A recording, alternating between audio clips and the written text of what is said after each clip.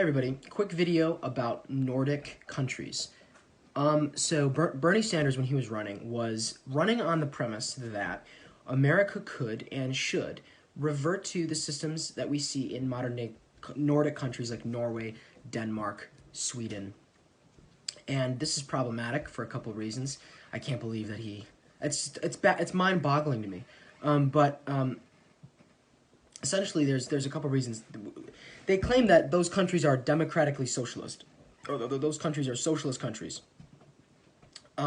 However, they don't even claim to be socialist countries. The Nordic countries are actually free market economies. In fact, Denmark ranks higher than the United States on the index of economic freedom. Sweden and Norway have similarly ranks very high on these same indices. You can have market economies that are very generous socially, all right?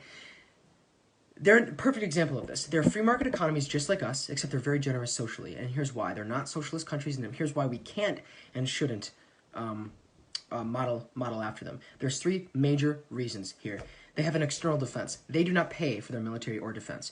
Norway, Sweden, these Nordic countries have, we pay.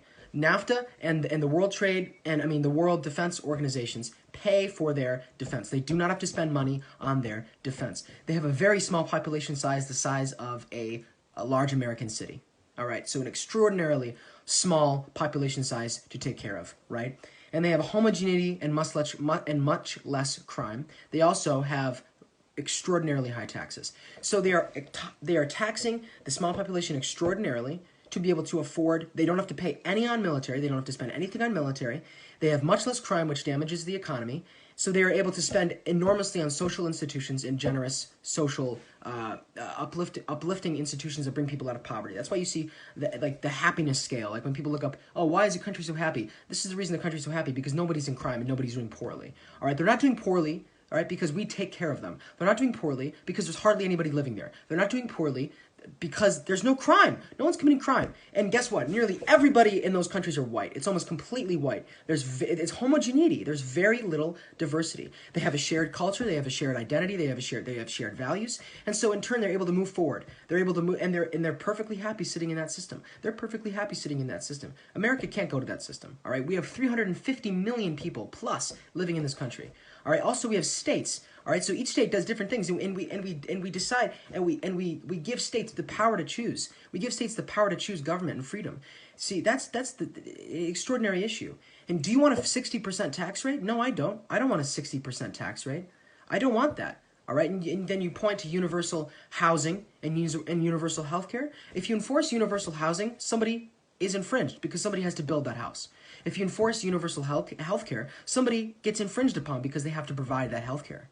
All right, these are the things that no one's going to pay for our defense. We have to pay for our defense. All right, there's tons of crime because we don't have homogeneity. We have a melting pot in this country.